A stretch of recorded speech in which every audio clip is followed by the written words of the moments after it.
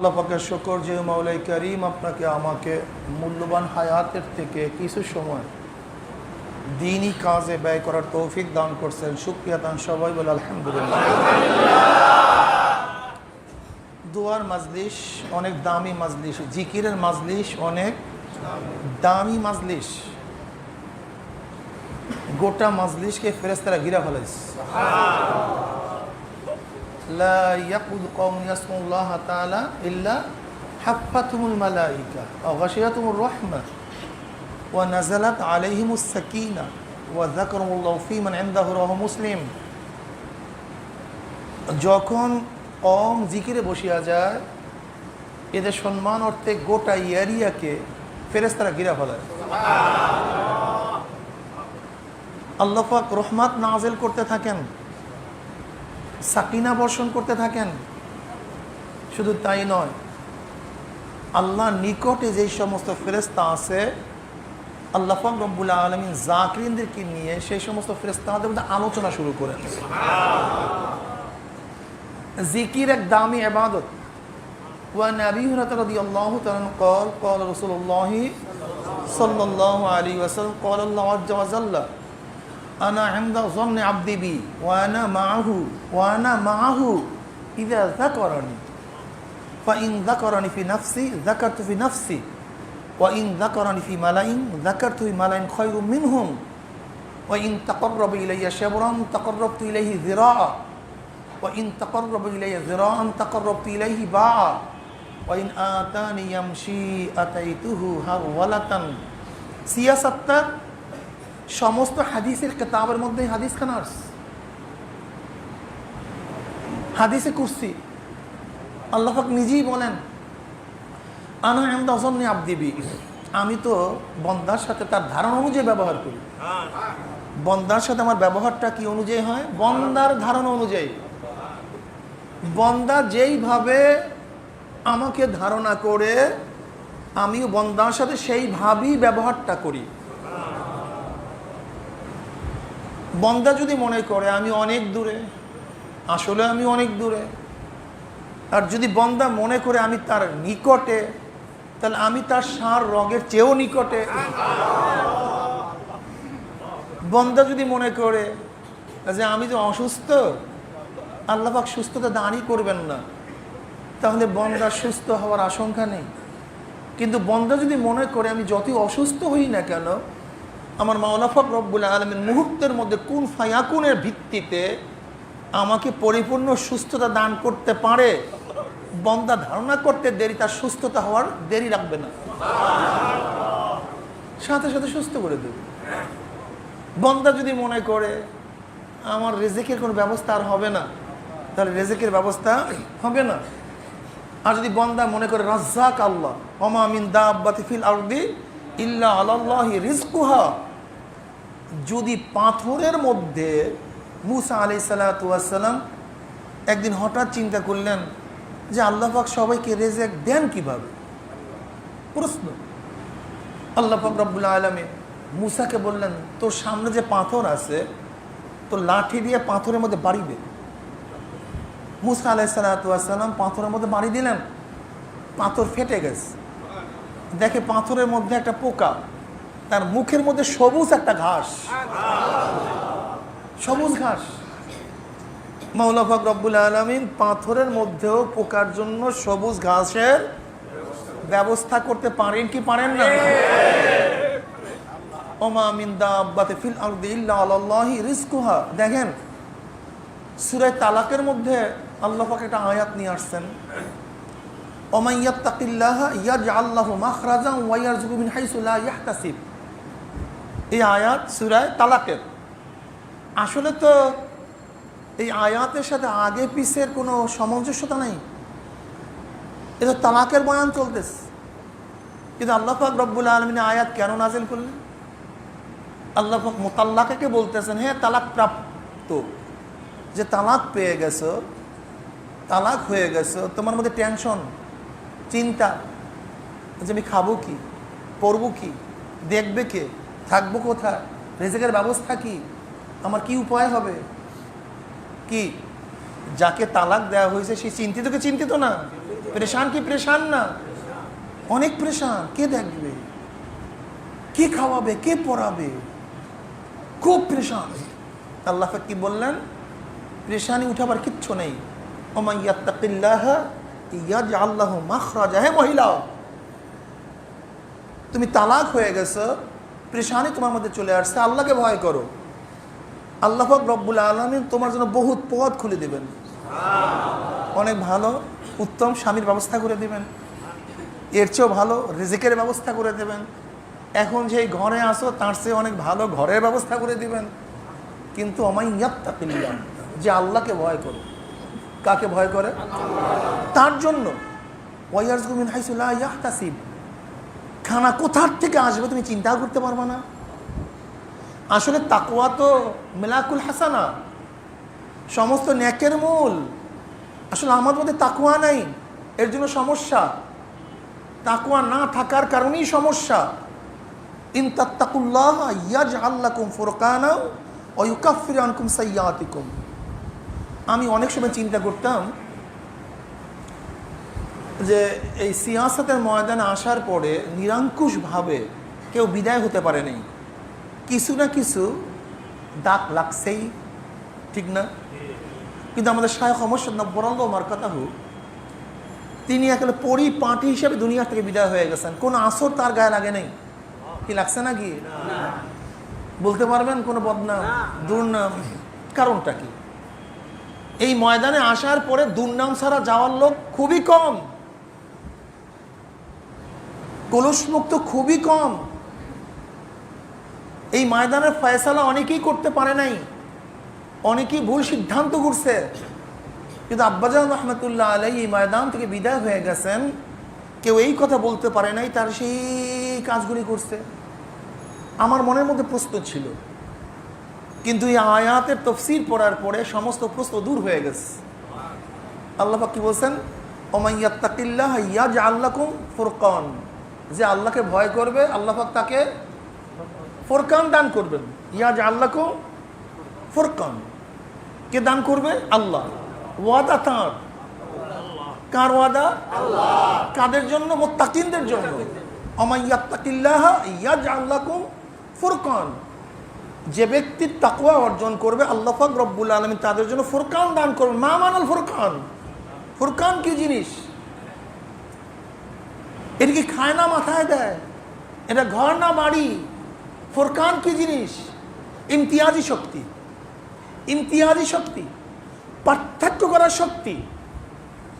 কোনটা ভালো, কোনটা মন্দ, কি উচিত, কি উচিত না, কি সিদ্ধান্ত নেব, কি সিদ্ধান্ত নেব না, এই ভালো মন্দ সিদ্ধান্ত নেয়ার, কি উচিত কি উচিত না, এই সিদ্ধান্ত নেয়ার, ফয়সালা করার আল্লাহ পাক রব্বুল আলামিন তার মধ্যে দান করবেন ইমতিয়াজি শক্তি, পার্থক্য করার শক্তি, যে এইটা করা যাবে না, এইটা করতে হবে। এই ইমতিয়াজি শক্তি কে দান করবেন? আল্লাহ পাক দান করবেন, যদি আল্লাহকে ভয় করো। আমাদের মধ্যে এত সমস্যা কেন, এত আমিরের কারণটা কি? আমাদের মধ্যে ফুরকান নেই। আর ফুরকান আসে না কেন? আমাদের মধ্যে তাকওয়া নেই, আমাদের মধ্যে তাকওয়া নেই, আল্লাহর ভয় আমাদের মধ্যে নাই। তাকওয়া কি জিনিস? তাকওয়ার তো ব্যাখ্যা আমরা অনেকেই বলি। তাকওয়া কি জিনিস? এক কথায় আত-তাজান্নুব আম্মা ইয়াদুররু ফিল আখিরাহ, আত-তাজান্নুবু আম্মা ইয়াদুররু ফিল আখিরাহ, আখিরাতে ক্ষতি হবে না এমন জিনিস থেকে নিজেকে বাঁচায় রাখার নাম তাকওয়া। আখিরাতে গ্রেফতার হব না, আখিরাতে মুআখাযা হব না, আমার হাতের মধ্যে শিকাল লাগবে না, আমি জাহান্নামে যাব না। এই আখিরাতের খারাপির থেকে যেই জিনিসে বাঁচায় রাখে তার নাম তাকওয়া। তার নাম কি ভাই? আত-তাজান্নুবু আম্মা ইয়াদুররু ফিল আখিরাহ। এই জিনিস থেকে বাঁচিয়া থাকার নাম। তা আখিরাতে কোন জিনিস ক্ষতি করে ভাই? গুনাহ। বলেন, আখিরাতে কোন জিনিসে ক্ষতি করবে? কিসে ভাই? উপকার কোন জিনিসে করবে? ক্ষতি করবে। এক কথা, যে মুত্তাকি সে গুনার থেকে নিজেকে বাঁচায় রাখে, যে মুত্তাকি সে গুনার থেকে নিজেকে বাঁচায় রাখে, যদি নিজেকে গুনার থেকে বাঁচায় রাখতে পারেন তাহলে আখিরাতে ক্ষতির কোনো সম্ভাবনাই নেই, সব পরিষ্কার আর পরিষ্কার। কি কথা ঠিক না? যাই হোক, আমি যেটা বলতেছিলাম, যদি বন্দা মনে করে যে আমি তাকে রেজেক দেব না, আসলে রেজেক পাবে না। আর যদি বন্দা মনে করে আল্লাহ পাকের রেজেকের কোনো অভাব নাই, রেজেকের ভান্ডার তার কাছে, আমার মতো এক 3.5 হাত মানুষকে আল্লাহ পাক রেজেকের ব্যবস্থা করতে পারেন, উত্তম রেজেকের। যদি বাঘকে আল্লাহ পাক প্রতিদিন 17.5 কেজি গোশের ব্যবস্থা করতে পারে, একটা তিমি মাছকে এত এত খাদ্যের ব্যবস্থা করতে পারে, এত এত জানোয়ারকে, একটা পাখি ঘরের থেকে বের হয় ক্ষুধার্ত অবস্থায়, না পেট ভরে যদি বাড়িতে ফিরতে পারে, যদি কোটি কোটি মাছকে আল্লাহ পাক পানির মধ্যে রেজেকের ব্যবস্থা করতে পারে, বড় বড় হাতিগুলির জন্য আল্লাহ পাক যদি রেজেকের ব্যবস্থা করতে পারে, তাহলে আমার মতো তোমার মতো 3.5 হাত মানুষের এই পেটটার জন্য আল্লাহ পাক রেজেকের ব্যবস্থা করতে পারে যদি ধারণা করি। কিন্তু আমাদের ধারণার মধ্যে ডিস্টার্ব। কেমন ডিস্টার্ব? এক ওস্তাদ ছাত্রকে পড়াইছে যে বিসমিল্লাহ পড়িয়া নদী পার হওয়া যায়। বিসমিল্লার এত তেজ, বিসমিল্লাহ এত বরকতপূর্ণ যে বিসমিল্লাহ পড়িয়া নদী পার হয়ে যাওয়া যায়। ছাত্রকে ধরছে, ছাত্রের বাড়ি নদীর ওপর। ছাত্র চিন্তা করছে জীবন ভর এত কষ্ট করি, খেয়ার দরকার, নদী পার হতে পারি না, আজকে ভালো জিনিস পেয়ে গেছে, আর খেয়ার দরকার নেই। ছাত্র চিন্তা ভাবনাহীন হুজুরের কথারে বিশ্বাস করে বিসমিল্লাহির রহমানির রহিম বলে নদীর মধ্যে হাঁটা শুরু করছে। নদীর পানি শক্ত হয়ে গেছে, পার হয়ে চলে গেছে। বেশ, ছাত্র প্রতিদিন এইভাবে আসে। একদিন ওস্তাদকে ডাক দিস, দাওয়াত দিস, ওস্তাদ আমার বাড়িতে দাওয়াত। ছাত্র তো খানা সব কিছু জোগাড় করার জন্য ব্যস্ত। ছাত্র তো চিন্তা কি, হুজুরে বিসমিল্লাহ বলিয়া নদী পানি দিয়া চলে আসবে। ব্যাস, ছাত্র তো ব্যস্ত, হুজুর তো ওদিকে অপেক্ষা করতেছে, খাওয়ার কোনো ব্যবস্থা নেই। এর মধ্যে চিন্তা করতেছে ঘন নাকি হুজুর আসে না কেন, হুজুর আসে না কেন। নদীর পানা সে দেখে হুজুর ওই পাশে দাঁড়ায় গেছে। হুজুর ছাত্রকে দেখে মেজাজ খারাপ, আই তুই দাওয়াত দিছস, খাওয়ার ব্যবস্থা করস নাই। ছাত্র তো বিসমিল্লাহির রহমানির পড়িয়া হুজুরের কাছে চলে আসছে। কে তুই খাওয়ার ব্যবস্থা রাখস না কেন? হুজুর আপনি যেদিনকে বলছেন বিসমিল্লাহ পড়িয়া নদী পাড়ি দেওয়া যায়, সেই দিন থেকে তো আমি খাওয়াই চলি না। বিসমিল্লাহ পড়িয়ে তো আমি নদী পার হয়ে যাই। আসেন আপনি আমার সাথে, আসেন, আসেন আপনি আমার সাথে আসেন। এই কথা বলিয়েই ছাত্র বিসমিল্লাহির রহমানির পড়িয়া হাঁটা ধরছে। আর হুজুর কি করতেছে? বিসমিল্লাহির রহমানির রহিম, বিসমিল্লাহির রহমানির রহিম, বিসমিল্লাহির রহমানির রহিম, বিসমিল্লাহির রহমান, কাপড় কাচাইতেছে। তখন ছাত্র বলতে, হযরত এই কাপড় কাচানি বিসমিল্লাতে নদী পার হওয়া যায় না। কাপড় কাচানি বিসমিল্লাতে নদী পার হওয়া যায় না, এত সন্দেহযুক্ত বিসমিল্লাহ।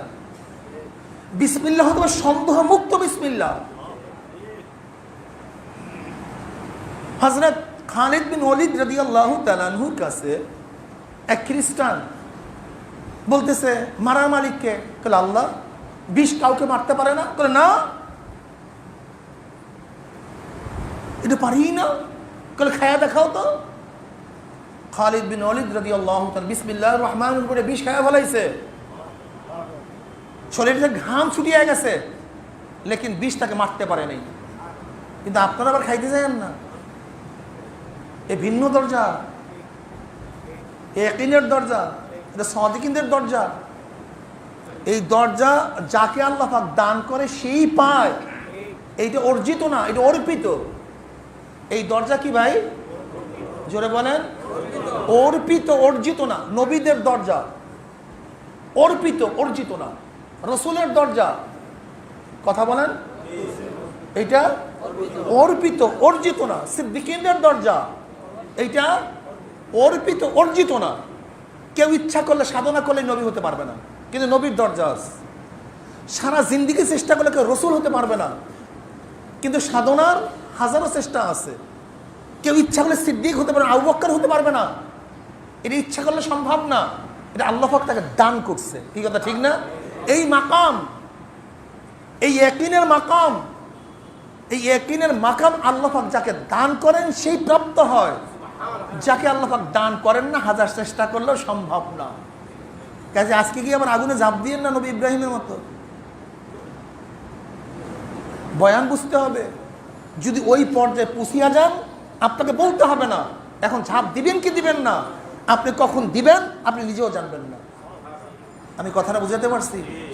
এইটাই না যে হুজুর এই হালাত বার পয়দা হয়েছে কি হয় নাই, এই অবস্থায় পুষছি কি পুষি নেই। হযরত কাসেম নানতুর রহমাতুল্লাহ আলাইহির কাছে একজনে এক মাদ্রাসার ওস্তাদ বারবার বলছে, হযরত আমি মাদ্রাসায় থাকবো কি থাকবো না, মিলতেছে না, তাই কি করব, পরামর্শ করব। তাই হুজুর কোনো কথা বলেন না, বলেন অপেক্ষা করো অপেক্ষা করো, কোনো কথা বলেন না, তাকে আসার জন্য অনুমতি দেন নেই। একদিন বাস সে চাকরি ছাড়িয়ে দিয়ে হুজুরের সামনে হাজির।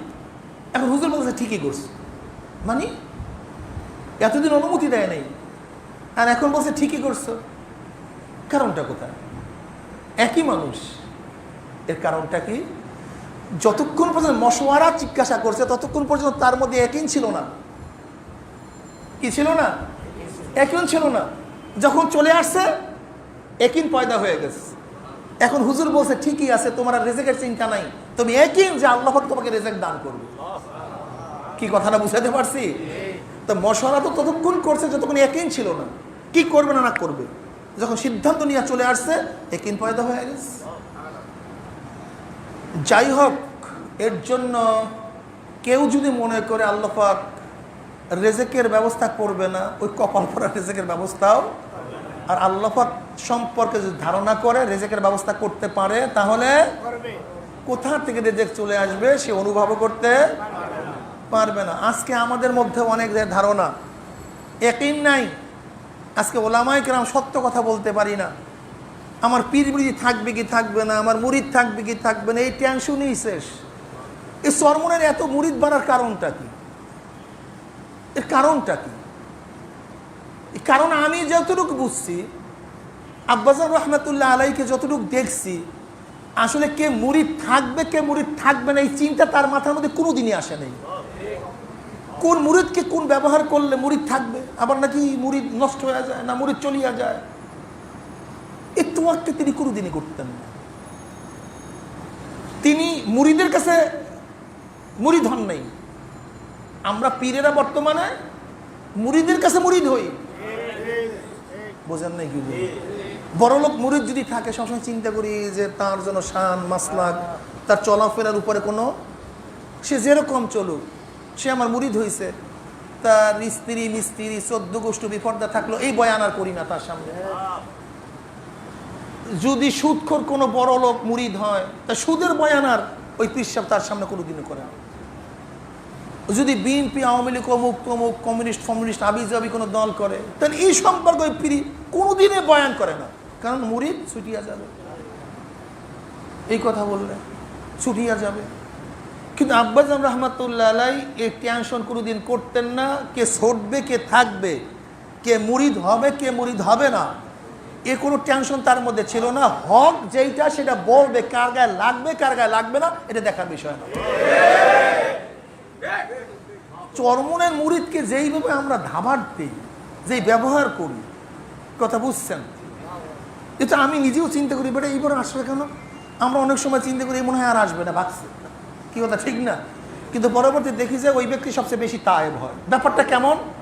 যেমন কোনো ওস্তাদ যদি ছাত্রকে একমাত্র তায়েব বানাবার জন্য, তাকে গঠন করার জন্য পিটান দেয়, প্রত্যেকটা পিটানে সে তায়েব হয়, ওস্তাদের প্রতি মহাব্বত বাড়ে। আজও পর্যন্ত যে ওস্তাদ আমাদেরকে সবচেয়ে বেশি শাসন করছে, সবচেয়ে বেশি শাসন করছে, ওস্তাদদের কথা এখনো মনে বেশি পড়ে। কিন্তু যেই ওস্তাদ পিটানটা দেয় নাস্তা না খাওয়ার কারণে, পিটান দেয় কোনো কথা বা তার স্বার্থের কারণে, প্রত্যেকটা পিটানে ওস্তাদের থেকে মহব্বত দূরে চলে যায়। ঠিক পীর মুরিদ তো ওস্তাদ সাথীদের ব্যাপার। কিসের ব্যাপার ভাই? যদি মুরিদকে তায়েব বানাবার জন্য, আল্লাহওয়ালা বানাবার জন্য একমাত্র ইখলাসের সাথে যত বড় কঠিন হুকুম দেখ না কেন, কঠিন কথা বলুক না কেন, ওই মুরিদ আর ওস্তাদের প্রতি, পীরের প্রতি ভক্তি শ্রদ্ধা বাড়বে। আর স্বার্থের কারণে যদি ধাবার দেয় মোহাম্মদ চলিয়া যাবে। কাজটা কি কেন চরমনে? কাজটা হলো কিছু আল্লাহ ভোলা লোকদেরকে আল্লাহ আল্লাহ বানায় দেওয়া। আল্লাহ ভোলা লোকদেরকে, এছাড়া কোনো কাজ এখানে আর কোনো কাজ নেই, কোনো কাজ নেই, কোনো কাজ নেই। এর জন্য মুজাহিদদের সমস্ত মানুষের ধারণা করতে হবে রেজেকের মালিককে, সম্মানের মালিককে, ইজ্জাতের মালিককে, একমাত্র আল্লাহ। কি আমাকে সম্মানিত করলো কি করলো না দেখার বিষয় না, কি আমাকে রিসিপশন জানালো কে জানালো দেখার বিষয় না, কে আমাকে আজকে আমরা পরিপাটি থাকতে চাই, নিরঙ্কুশ ভাজাল মুক্ত থাকতে চাই। থাকবেন কিভাবে? বনি আদম চিনেন? বনি আদম আল্লাহকে বিয়ে করাই দিস, নাউজুবিল্লাহ, এর নাম বনি আদম। ঈসাকে কি বলে? কথা বলেন না কেন? মারিয়াম কি বলে? কথা বলেন না কেন? এই কাম করছে কে? এই বনি আদমের গোষ্ঠী।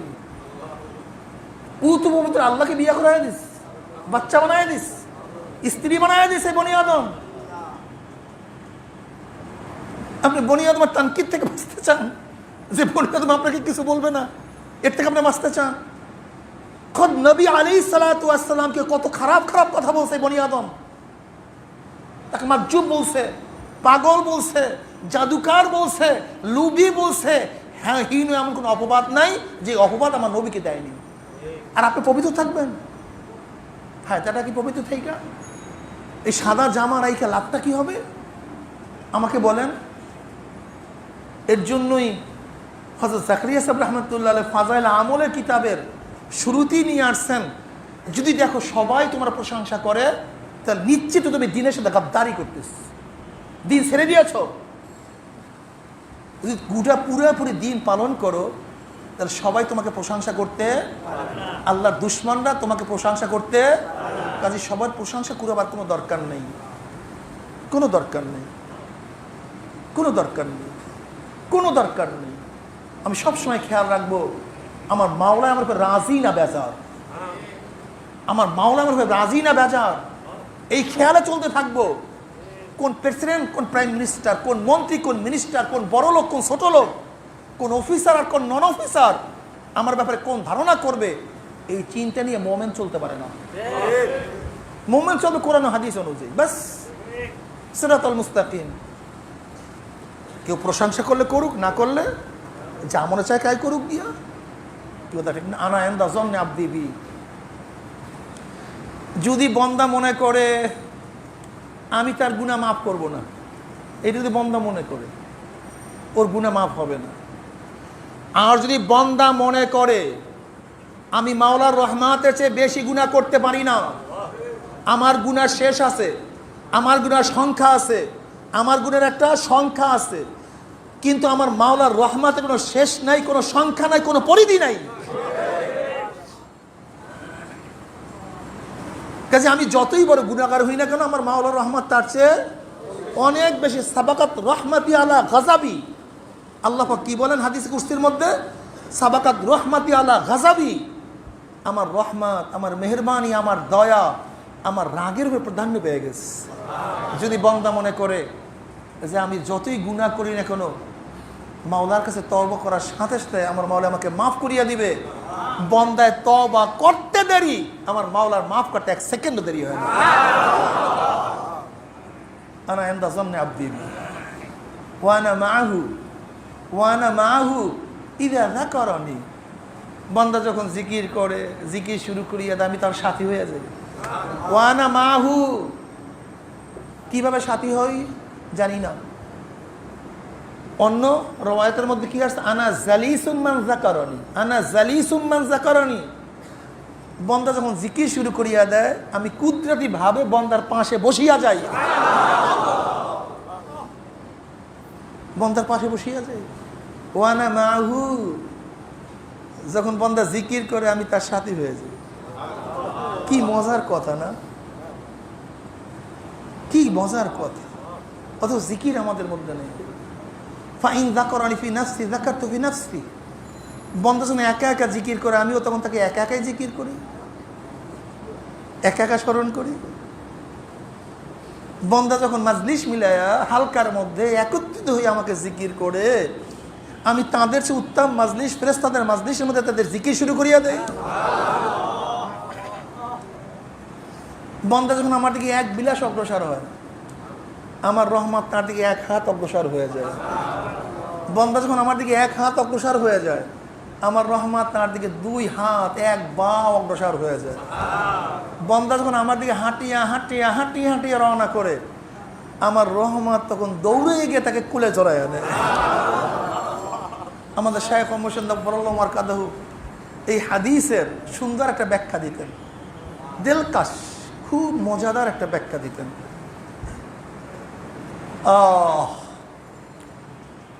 যেরকম ছোট বাচ্চা এক দুই পাও হাঁটে, ছোট বাচ্চা এক দুই পাও হাঁটে, ভালো হাঁটতে পারে না। ওইদিকে বাপ মা দূরের থেকে দুই হাত প্রসারিত করে ডাক দেয় বাবা, ঠিক না? বাচ্চা পারে না হাঁটতে, বাচ্চা পারে না হাঁটতে, কিন্তু বাপ মায়ের ডাক দেওয়ার সাথে সাথে দৌড় দেয়। অবস্থাটা কি হয়? পাচার খায়, আচার খায়, পড়িয়া যায়, চিল্লান শুরু করে, ঠাট্টা মারিয়া চিল্লান শুরু করে। হ্যাঁ, বাপ মা আর থাকতে পারে না, বাপ মা সহ্য করতে পারে না। যখনই বাচ্চা দৌড় দেয়, যেতে পারে না, বাপ মাও দৌড় দিয়া বাচ্চাকে কোলে টানিয়া নেয়। কিন্তু দেখে বাচ্চা সারা গায়ের মধ্যে ময়লা ধুলা পায়খানা প্রস্রাব। কিন্তু এখন কি বাপ মা বাচ্চাকে আগুনে ফেলায়, পানুতে ফেলায় না, বরং ধোয়াইয়া মোছাইয়া আদর করিয়া এ গালে চুমা দেয়, ও গালে চুমা দেয়। আমার মাওলায় আমাদের উপরে, বন্দার উপরে বাপ মার চেয়ে 100 গুণ বেশি মহব্বত রাখে, অনেক ভালোবাসেন। বন্দা তো চেষ্টা করছি, কিন্তু কি করব?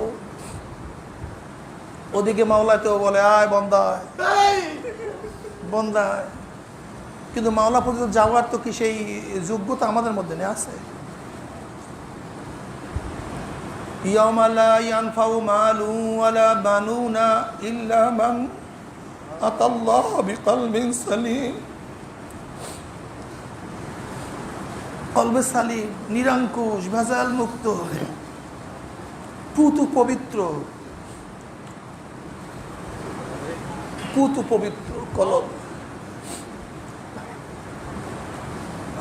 মাওলা ডাক দে বন্দা, বন্দা লা তাকনাতু মির রাহমাতিল্লাহ, ইন্নাল্লাহা ইয়াগফিরুয যুনুবা জামিআ।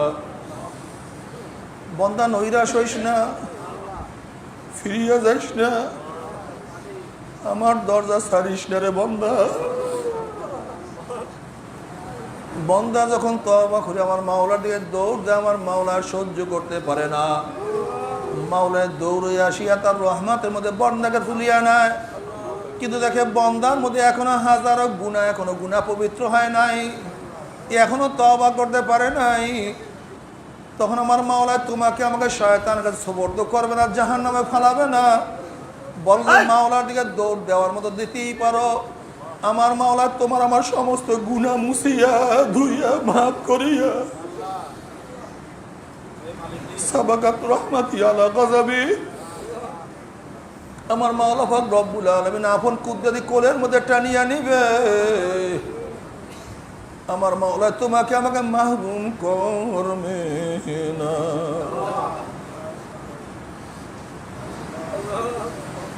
এর জন্য বেশি বেশি মাওলার কাছে তওবা করতে হবে। হাদিসের মধ্যে আসছে, বন্দা যখন তওবা করে আমার মাওলা এত খুশি হইয়া যায়, যেরকম কোনো এক ব্যক্তি উট নিয়ে শুয়েছিল, হঠাৎ ঘুম দিয়ে উঠিয়া দেখে তার উট নাই, তার খানা তার সব কিছু উটের মধ্যে আছে। ব্যক্তি বারবার তালাশ করে কোথায় উট পাওয়া যাবে, এখন আর উট পাওয়া যাইতে আসে না। মানুষ তখন কি অবস্থায় পড়ে ওই ব্যক্তি ছাড়া কেউ বুঝতে পারে না।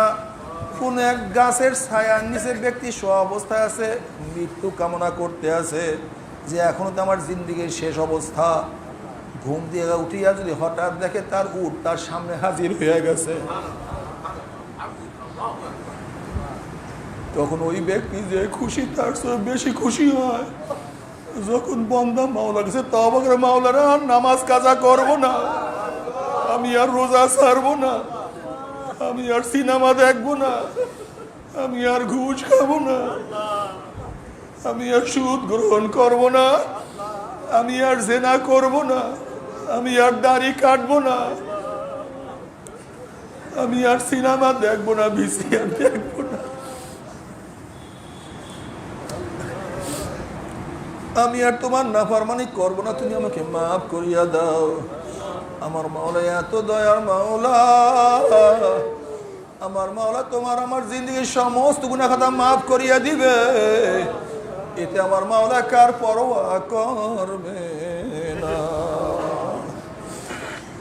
বনি ইসরায়েলের এক ব্যক্তি ৮০ বছর পর্যন্ত ভূতের কাছে, মূর্তির কাছে সেজদায় পড়িয়া ২ হাত জোর করিয়া সনাম, ইয়া সনাম, ইয়া সনাম, হে আমার ভূত, হে আমার ভূত, হে আমার ভূত।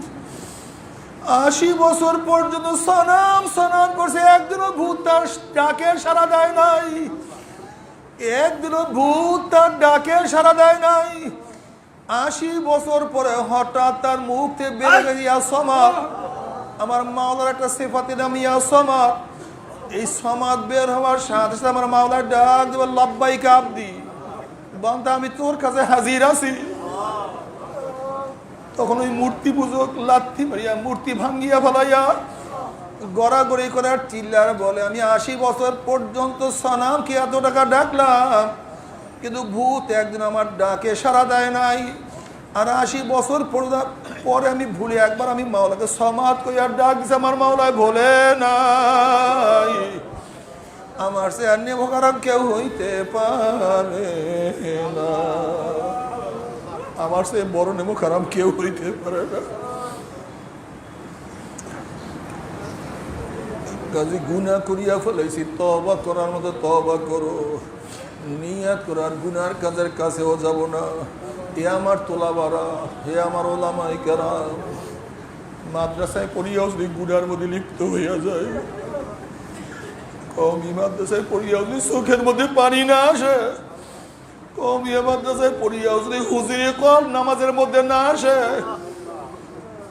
মাদ্রাসায় পড়ার পরেও যদি কলবের মধ্যে সুকুন না আসে, মাথার মধ্যে ফিকির না আসে, জবানের মধ্যে জিকির না আসে, হাত পার মধ্যে সবর না আসে, তোমার সে আমার সে কপাল করার কেউ হইতে পারে না। আল্লাহ পাক অনেক কি এলেমের নেয়ামত দান করে নাই, আল্লাহ পাক অনেক কি এলেমের নেয়ামত দান করে নাই। আল্লাহ পাক রব্বুল আলামিন তোমাকে আমাকে এলেমের নেয়ামত দান করছে, খবরদার এলেম এবং আমল, এলেম এবং আমল ইখলাস ছাড়া কিন্তু মাওলার কাছে নাজাত পাওয়া যাবে না। কাজে আমার জন্য দোয়া আছে, আমিও দোয়া করি, আল্লাহ পাক রব্বুল আলামিন আমাদের সবাইকে মাফ করিয়া দেয়, আমাদের সবাইকে ক্ষমা করিয়া দেয়, আল্লাহর ওলি হিসেবে আমাদের সবাইকে কবুল করিয়া দেয়, মাওলার গোলামি করিয়া তার কাছে হাজিরা দেওয়ার তৌফিক দিয়া দেয়। আল্লাহুম্মা আমিন।